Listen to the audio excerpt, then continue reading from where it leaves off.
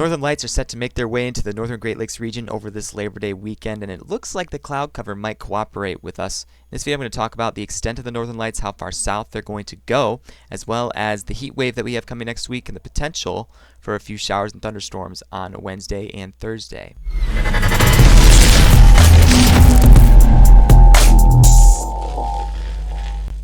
Hello everybody, the time is 9:53 a.m. and it is September 2nd. Welcome to another type of Great Lakes weather. Hope everybody is doing well today. This is a sunflower field provided by JTK Farms south of Centerville. You can check this out right now. It is on Clear Lake Road just south of Centerville, and it is a great place to just see the sunflowers by the sunset and also get some nice pictures if you're into that type of thing. But I'm talking about a few other things. We're going to be dealing with northern lights possibly across parts of northern Michigan during the next couple of nights, probably tonight and tomorrow night. We'll see that potential.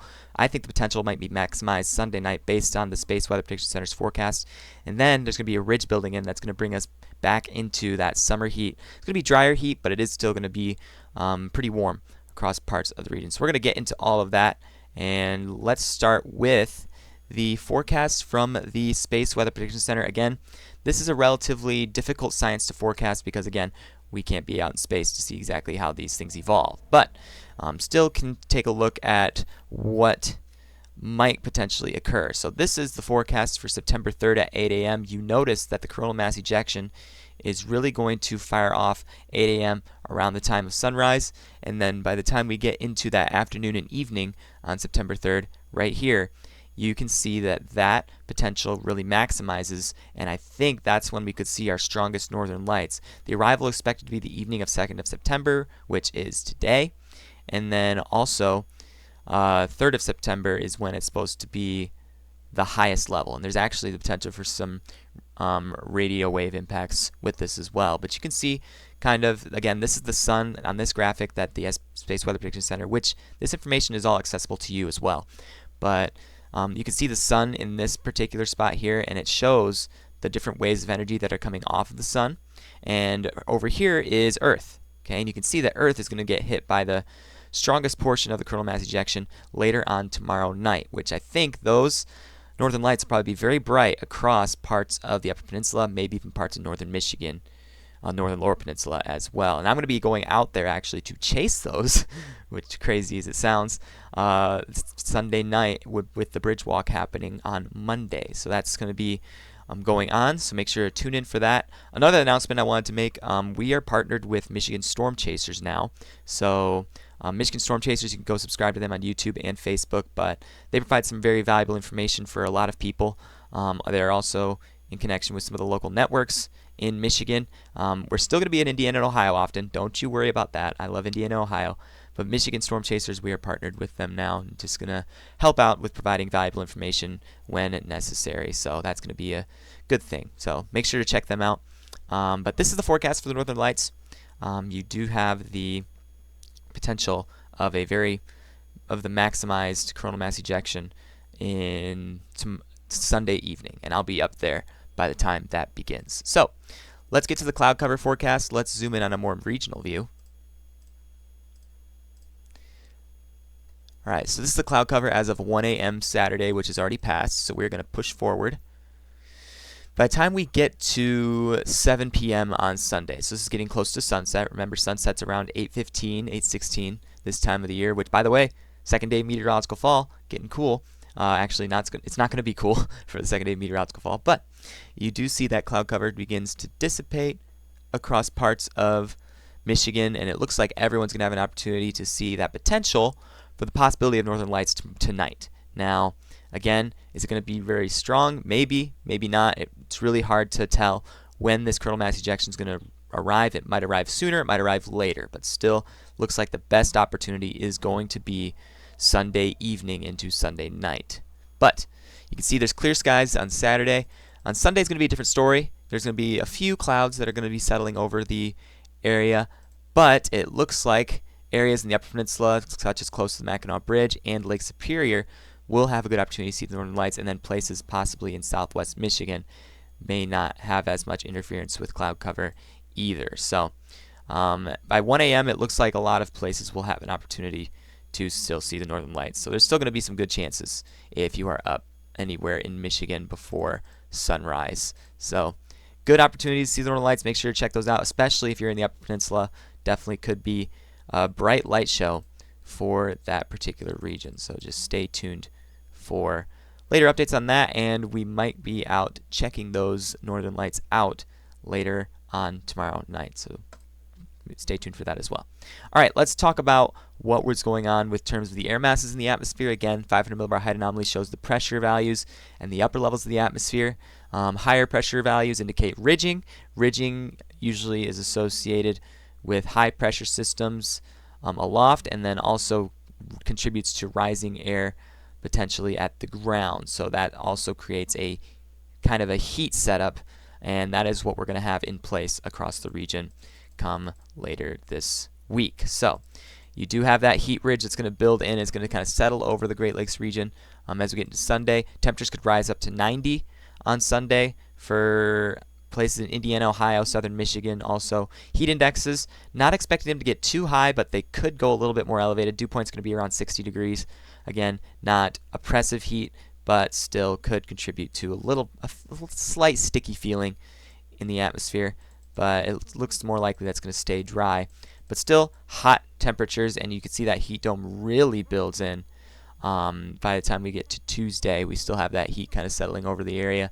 Our next chance of rain is going to come with a trough that is digging into the region. It looks like it might come a little later than expected. So I'm thinking possibly Thursday, early afternoon on Thursday. It's seeing that trough, according to the Euro, starting to show it's coming sooner. But again, that might accelerate with the later models. But Wednesday afternoon and Thursday, going to want to watch for the potential for some showers and thunderstorms. Some of those storms might be strong, but it doesn't look like there's going to be too much severe weather involved with this. Maybe a few gusty winds and a lot of heavy rain, again, associated with this as well. But that trough will move through the area, and then we'll sort of start to see kind of cooler weather as we get into middle of September. The Climate Prediction Center outlook calls for well above average temperatures for much of September, but still, good thing to just keep checks on.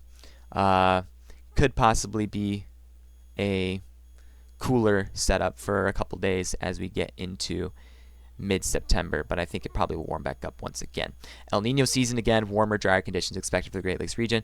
This is a little interesting little tab here. Looks like we'll be watching that potential for some tropical storm activity in the Atlantic once again, despite the El Nino season. But let's take a look at the temperatures that are projected. So temperatures are in the low to mid 90s, or at least this is the wind chill and heat index. So this is the heat index that is expected to occur with this air mass that's moving in. So it's what it feels like. It's not actually what it is. Okay, so well, it might actually be what it is depending on the dryness of the air.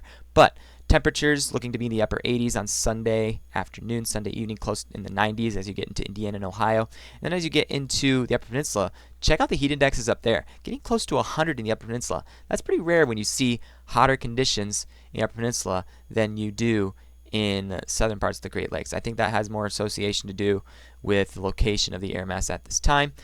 Could be more humid air located up in that region. But as we get into Monday, you can see that that heat continues and even gets up into the much of Michigan on Monday for Labor Day. And then as we get into Tuesday, temperatures get even hotter in the mid 90s, and that will be associated with a little bit of a stickier atmosphere that we have present. And then as we get into Wednesday, you notice you could start to see that cold front beginning to make its way into parts of the Midwest.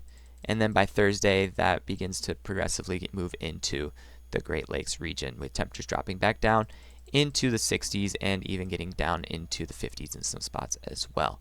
So there are signs of fall coming, but it doesn't look like it's going to be.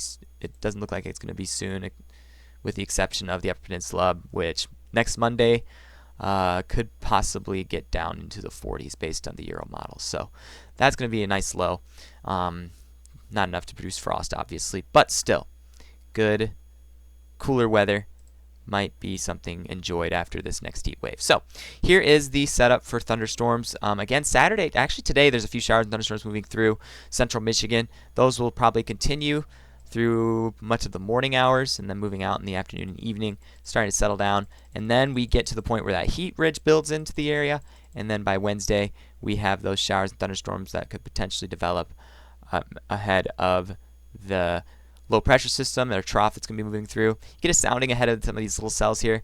You really don't see a good sounding for severe weather development. Wind shear is going to be very low. Storm relativity is very low. There is instability and there is heat and moisture content in the atmosphere, but I really don't think it's going to be enough to foster a significant severe weather setup. Now, if you look at the NAM models, which are just coming out new as of the past hour, which we don't have those just yet. But if you get a sounding in the region as we get towards later on in the afternoon on Wednesday, you see that marginal severe potential, CAPE values of 3,200, high energy in the atmosphere, but again, low wind shear, but there is good moisture content in the atmosphere. So still a wild card with regards to where we'll see severe weather. Might go out and chase if there's something that comes more local to the area, but I'm not going to go out and find a particular spot to chase at unless something does tend to crop up. So that's just something to watch out for with this upcoming setup. For now, just subscribe and stay updated. We will be out chasing the Northern Lights tomorrow night if you're interested in that type of thing. And then we'll be also live at the Labor Day Bridge Walk come Labor Day morning. So that's going to be a unique opportunity to meet some new people and possibly, just enjoy that event that is year after year. I used to do that as a kid. Maybe some of you did too. Love that opportunity. So we'll be out there on Monday morning to get a look out at some things. So thanks for watching, and I'll see you all later.